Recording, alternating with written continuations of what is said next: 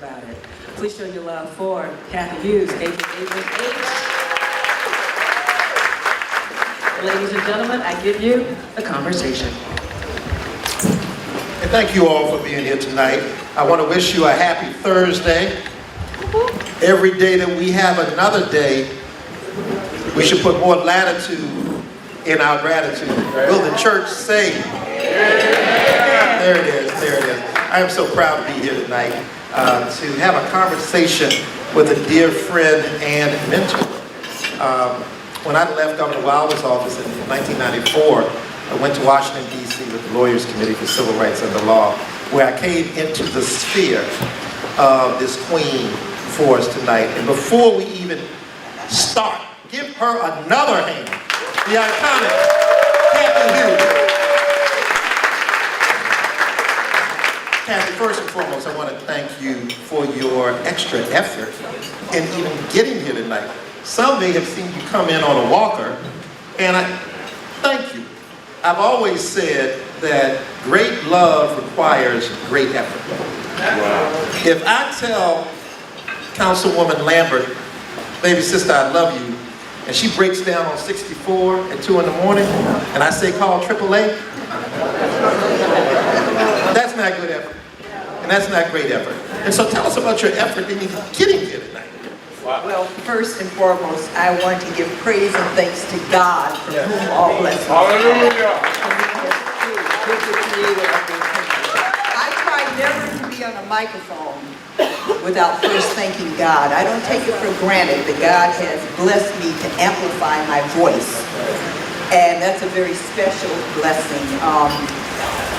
I had to speak to a class, the class of 2016 at Howard University. I had promised, you know, I had to fulfill a commitment, and so I apologize for being late and missing the mayor, although I heard part of his comments from the hallway, but I have a slip disc. And I am trying to prove that the only alternative is not surgery. All right. And for 5 weeks I was bedridden. I've been up for 3 weeks thanks to Melvin Crowley, who literally fussed me out. He told me that I need to get up out the bed, I need to get moving, and I need to thank God that I was alive. And so, Mr. Crowley, I thank you because I could not have been here this evening had you not literally fussed me out. He's been singing these scriptures like he's a preacher. I know you all probably don't know that side of Melvin, right? Right, he's been sending me scripture. He sent me all types of organic herbs and creams, and he has literally been my nurse in attendance, and I thank you very much for that. Your sojourn from the nation's capital to the capital of the Confederacy, the former capital, wink wink, the former capital of the Confederacy, let's just say that for the sake of argument. This is not your first time. Tell us about your arrival in Richmond many years ago. 40 years ago, a woman in Washington, D.C. took me under her wing. And her name was Yetta Walker Galabert. And she said, have you ever been to Richmond, Virginia? And I said, no. She said, well, I want to take you to a community meeting in Richmond, Virginia, because I come from a very distinguished family. She said, do you know who my Uncle Oliver is? And I said, no. She said, Oliver Hill and Maggie Walker, that's my family. And we have made an impact on the city of Richmond, and we're not being recognized. They're not being recognized for it. Yetta Galabert literally ran Washington, D.C. There was no social action in Washington, D.C. that did not involve Yetta. Yetta got legislation passed on the Hill for people of special needs, with special needs. She's the reason there are ramps that are required in all of the buildings. She participated in a program where brothers and sisters who had gotten excessive sentencing were released. I was in a program with her. They got a gentleman who worked for me for about 22 years and then transitioned, who was driving down the street, saw a man beating a woman, stopped and pulled him off of the woman, punched him, and the guy fell and hit his head, and they gave the brother a life sentence for rescuing him. She got him out of prison, and he was only one of many, and placed him in my company with me, where he worked for 21 years. The work that she did in Washington, D.C., I had never seen anything comparable to it. She was very close to you, and she brought me here. So my very first involvement with you all and the community was because of Yeti. I have been in business in Richmond for almost 25 years now. So a lot of folks want to say that I'm kind of late to the party. I don't think so. I've been at the party the whole time, but I'm so quiet and withdrawn, some of you all may not have noticed. I will try to be a little bit more outspoken. Please do. And everybody enjoyed the meal tonight with a head nod. How many people chose Italian dressing? In your cupboards, you have Italian dressing. It's on a shelf. You recognize it because the oil's at the top and the good stuff's at the bottom. What do you do before you put it on your salad? Shake it up. That's why she's here, to shake it up. Now, I just returned from Mississippi, speaking for a congressional candidate in Gulfport, and it came to mind of the Piney Woods Institute. Talk about your family connection in the history of Piney Woods in Mississippi. How many of you in this room have ever heard of the Piney Woods School in Piney Woods, Mississippi? Ah, good. Well, in 1909, my mother's father, Dr. Lawrence C. Jones, had just graduated from Iowa State University with his EDD, comparable to a PhD, only in education, and he decided that God had blessed him to go all the way through graduate school and that he should give something back to his people. So he went to Mississippi because he knew that brothers and sisters were not even allowed to read and write, could not. And he started a school that is now 117 years old, is still in operation. And the interesting thing is, as Gary well knows, we don't charge the children who attend Piney Woods. I don't think that out of the entire student body that we have 2 who pay full tuition. And we don't get government subsidies or help. We raise the money to educate these children. It's the work that my family has been in the area of education. We understood early on that education, if it is conducted as a business,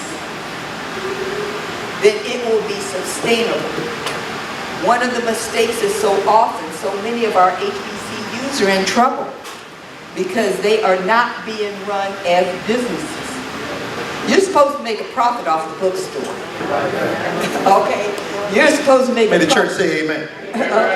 You're supposed to absolutely generate. If you're going to be teaching young people how to conduct business with their lives, we need to be conducting it at the institutions that are training them how to conduct business. So my family has been in the business of education, and we are unapologetic about the fact that we see it as a business, we see it as a mission and an obligation to help our people.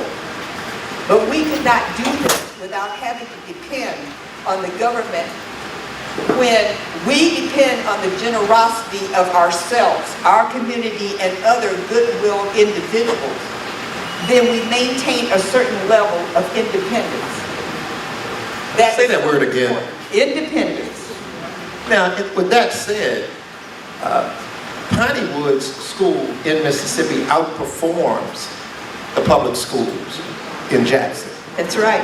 And in Pearl. Okay.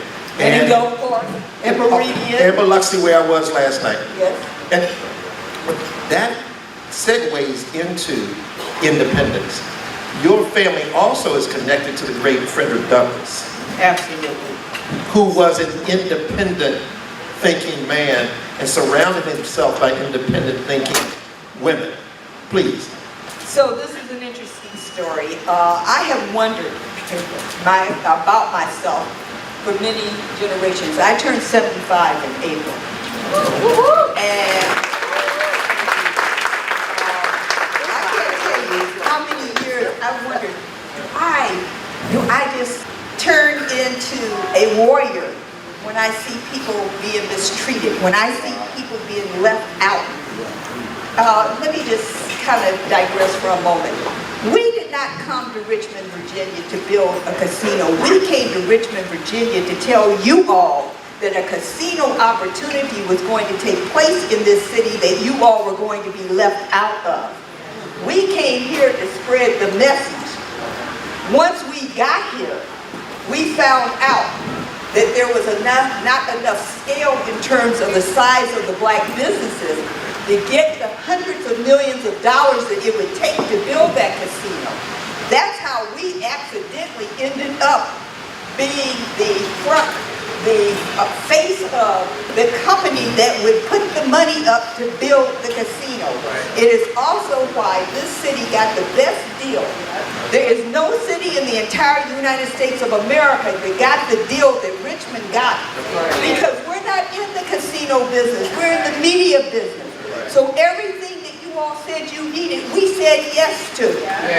We said yes to guaranteeing $500 million, $50 million a year, and giving the city a signing bonus of $25 million.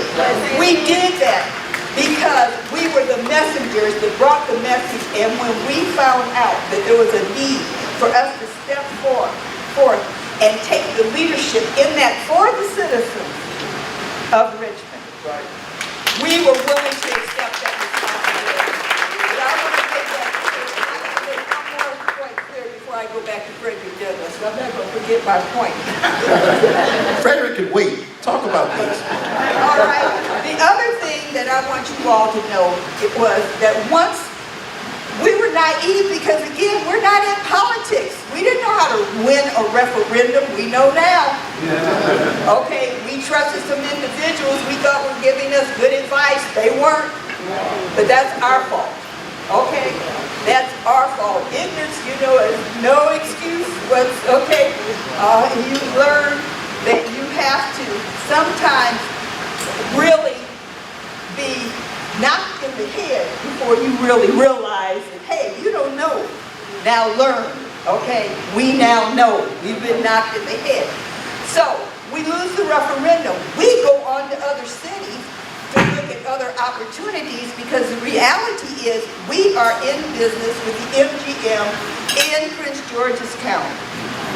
We are the second largest minority stockholder in the MGM Corporation, the first being a Chinese woman in Macau. The Chinese do not allow you to open a casino without the majority being owned by a Chinese person. Okay, so she's the largest. We're the second largest. We have $50 million invested in that casino.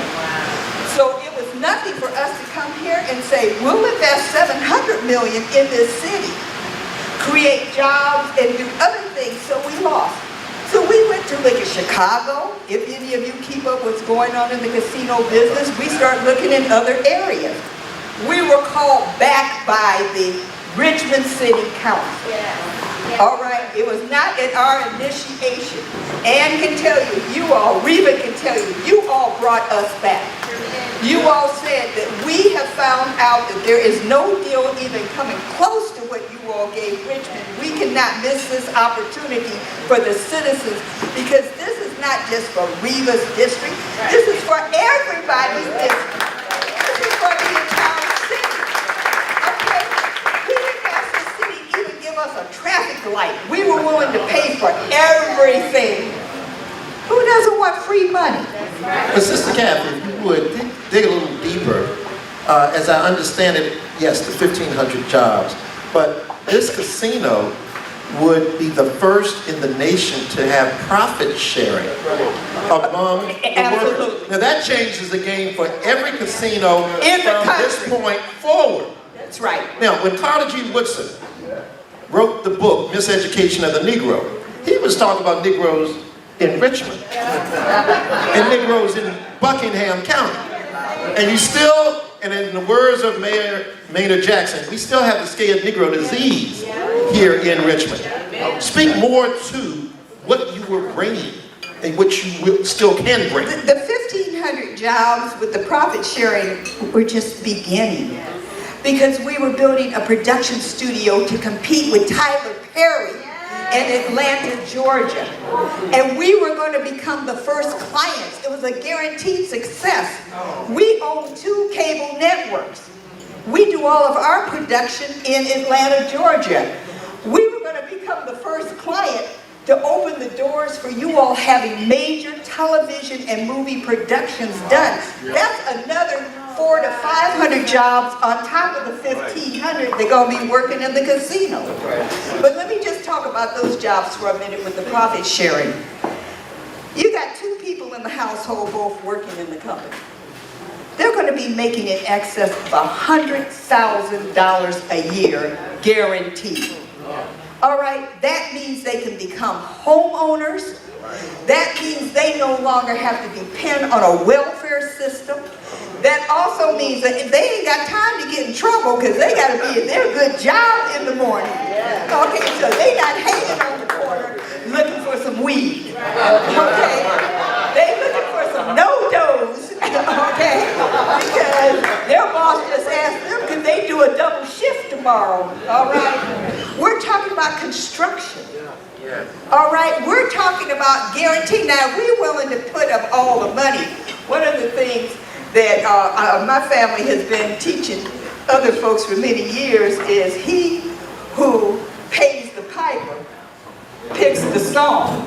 So if it's going to be my $700 million, I'm going to talk about and pick who's going to build. Come on now. Okay, all right. This ain't going to be no go to the government and beg them for a 20% set aside. This is going to be some black folks and some brown folks having some jobs in this city that they've never had before.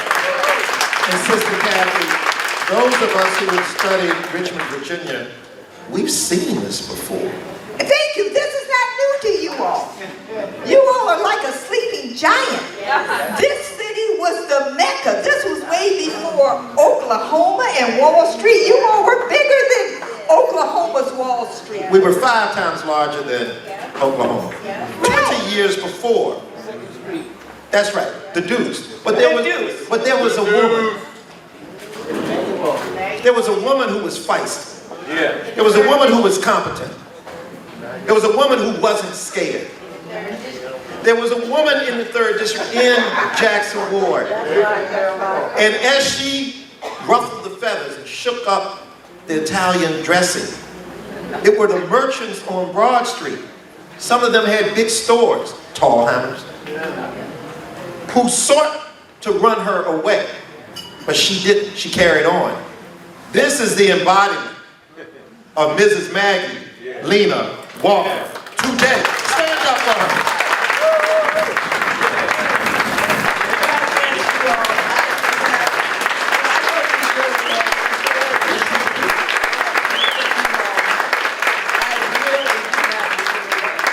I do what God intends for me to do. So anyway, I wonder who I am and why it is.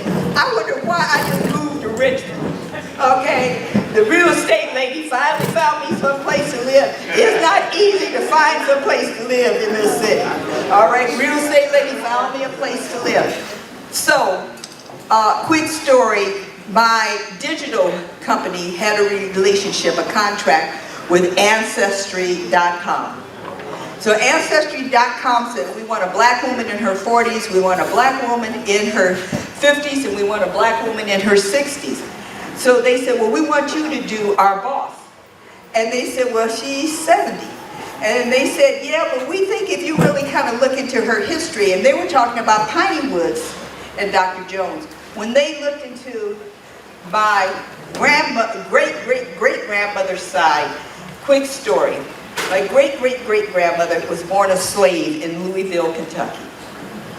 She had 11 children. She was married to a freedman, and a lot of people don't realize that all the Africans who arrived in America were not slaves.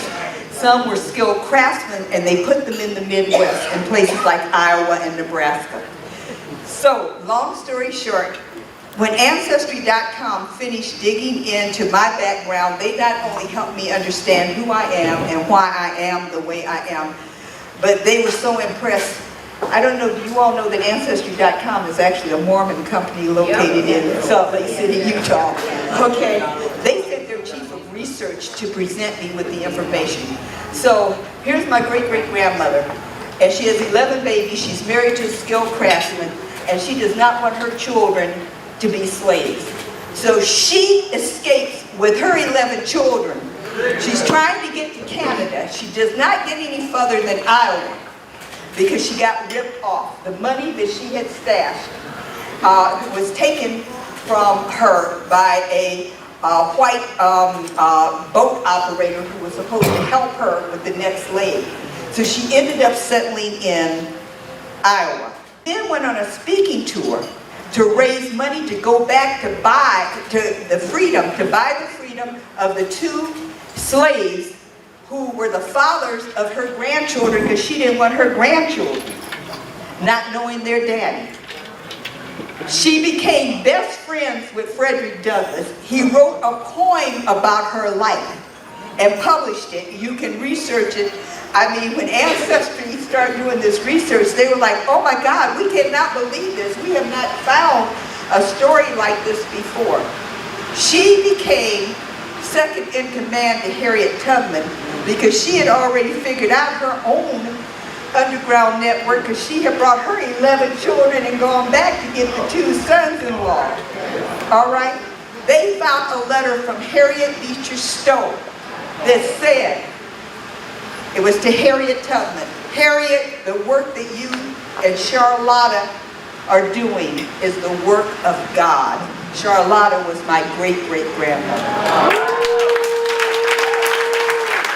So for the first time, I'm sitting there with this Mormon white woman telling me who I am.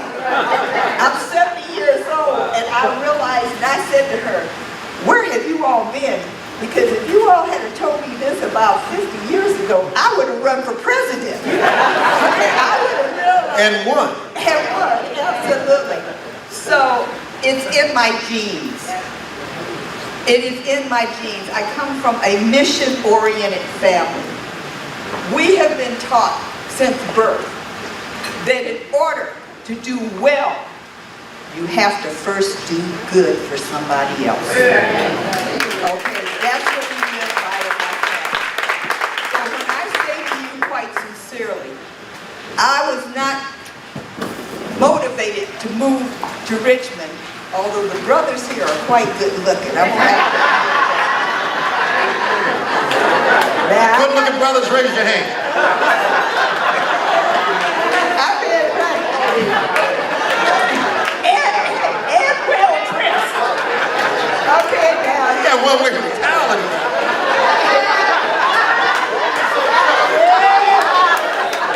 So, I'm not going to lie to you and claim that all my motives are pure. But that said, when you look at the city of Richmond, what do you think is the best of Richmond? And conversely, what do you think is the worst of Richmond? The best of Richmond, the people, the legacy. Oh my goodness, like I said, when Yetta exposed me to the history here, and part of my fascination that caused me to move here is I want to know what happened. I want to know what caused it to change. Why would you all give up this level of power? And then when I found out about the Voters' Crusade, 66 years you all been doing this. When my son got his MBA from Wharton, Governor Wilder came and was the speaker at my graduation party for my son. So afterwards, we're chit-chatting, having a little glass of wine, and I said, how in the world did you get elected governor of Virginia? Because of you all. because of this community. He would not have been the governor had not you all had that power base, had you all not had the cooperation. And he looked at me, but I wasn't trying to be disrespectful. It was just such an accomplishment for a person of African descent. I mean, the 1619 Project documents that 40% of all enslaved people in this country were in Virginia. Wow. And yet you all sent a brother to the governor's mansion? Give yourselves a round of applause. But before L. Douglas Wilder got to be governor, they, the power structure, sent the son-in-law of a former president, Chuck Robb, to jump in front of him. Gerald Bliles jumped in front of him. And so he persevered. Absolutely. He took some hits. Mrs. Maggie Walker took some hits but carried on. You've taken one hit, but you will prevail because God has placed you here, like Esther in the Bible, for a time such as this. Because of individuals in this room. All right, it is easy to prevail, persevere, not to lose faith when you've got folks behind you. All right, people you don't even know are giving you energy or praying for you or helping you. I didn't know Melvin Crowley.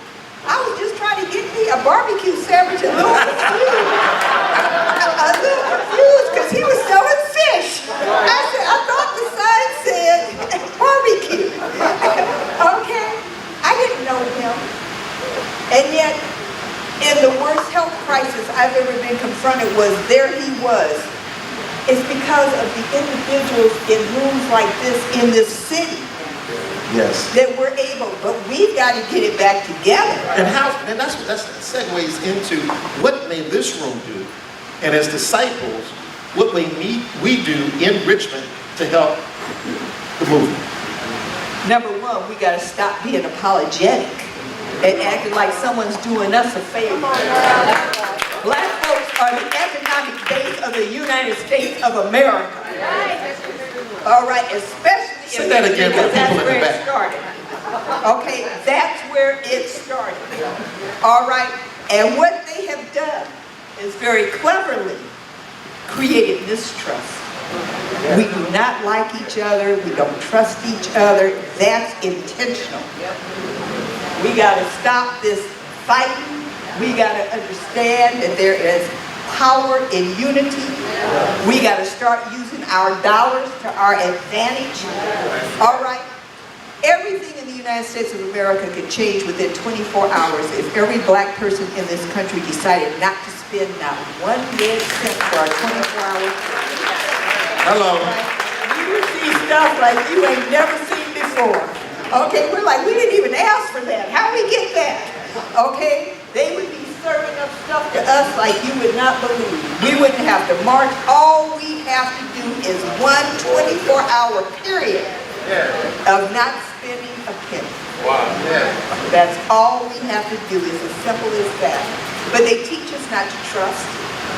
They teach us not to like each other. They teach us that if somebody else does something, then we're going to be critical. We're going to try to stop it. They keep us fighting with each other. And while we're busy over here, majoring in the minors is what my grandmother used to call it. Majoring in the minors. They've taken over our communities. They've taken over our businesses. At one time, we didn't have to have any set-aside because we were the business community. If they wanted something built, if they want something done, they didn't have a choice but to come to us. And we allowed that to get away from us. We allowed this country to convince us that if we wanted progress, we had to have a leader. Who is the leader in the white community? Can somebody help me? Who is the role model? These are terms they don't even use in other cultures. No.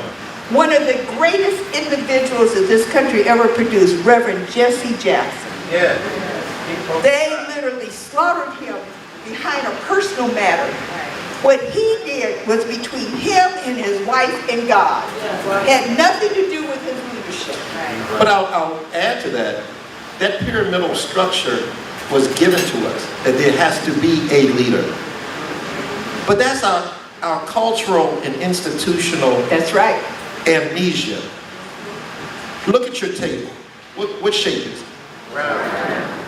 It's a village. That's what a village is. When I say Voices of the Village on the Gary Flowers Show, everybody at Melvin Crawley's table has an equal distance to that center source. Maybe the center source is empire building. Maybe it's banking. Maybe it's media. Everybody has an equal ray. We have to get back to the circle and leave the pyramid. That's right. So Sister Kathy, one, we have to start trusting each other again. I noticed the purple shirts that you have outside. Okay? I wore this purple tie because I thought it would connect to the purple shirt. Why did you choose purple? I didn't choose it. The campaign chose it last year, and I was going to change it, quite frankly. But then I realized how beautiful it looked when we wear it in unison. I also realized that purple is a sacred color. Yes, it is. It's a very spiritual color. So I decided, and if you notice, the wording is different, because there are individuals who are determined to distract us from the real issue of an opportunity for Richmond. Now let me just say to you all, maybe Richmond has decided that they're going to do politics differently. But normally in politics, and you know, I was headquartered in the nation's capital until I came down here with Matt Matthews, who runs my radio stations here. When you vote for somebody, they're supposed to look out for your best interest, not take your best interest to some other folks. Now that's not to say that... Name names. Who would do that? Two individuals, a sister, okay, they elected because of votes in Richmond. We know. And Joe Morrissey. All right? Now, I think that Petersburg deserves an opportunity. There is no question about it.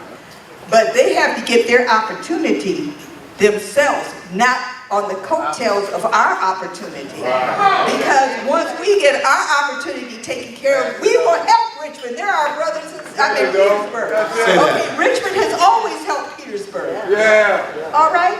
But we don't need somebody that we put in office deciding that they're going to represent a different constituency. That's not how politics works.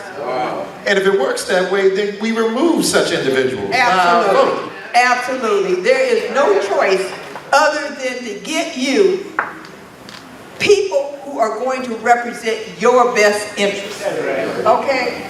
And not take your opportunity to another area. That's number one in us learning to trust each other. Absolutely. As we close, I want to get back to this purple color. We just buried the Queen. What color was her crown? Lydia came to the well, bringing a garment of what color?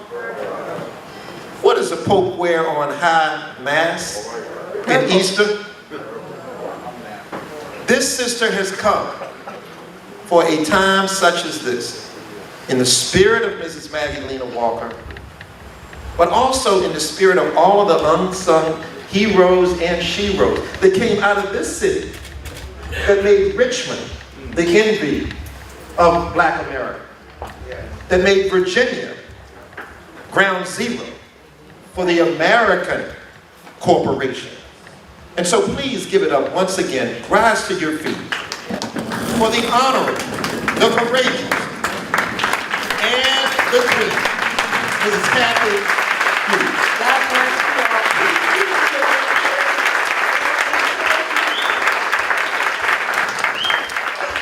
I've just been told I am now Oprah Winfrey's brother. You get a shirt, you get a shirt, you get a shirt, everybody gets a shirt. Please, do not take the shirts as souvenirs. We need for you to wear them. We're going to start announcing on the air Purple Day. And on that day we ask, even if Charles Willis was kind enough to point out that the weather was changing, So put on your long johns under your shirt. Put your shirt on top. Please wear your purple shirts. We will keep supplying the shirts. We will give you souvenirs, but right now we need for you to wear the shirts. They say, fight for Richmond. That's right. Good jobs, lower taxes, and better schools in Richmond, Virginia for yourself. Gary, I want to thank you. What you do on the radio, you are the Oprah male version in Richmond, Virginia. All right. All right. No question about it. You will tackle issues. Also, we've got to recognize my sister Boone over there. Sister Jean Boone. Madam. With the Richmond Free Press. Sheila Bell, thank you. You've done a great job. And last but not least, I have to recognize the woman who runs my entire operation, Karen Richard, who is second in command to Alfred and runs my company. If you all will start trusting each other, working together, we've got a team of sisters. We've adopted Reva. Reva's an honorary sister. I want you all to know. Okay. I've given her a card. Okay. All right. I don't care about nothing in the past. We're going forward. All right. And we are going to change this city for the benefit of all of its citizens. Whether they know it or not, their lives are going to improve. God bless you.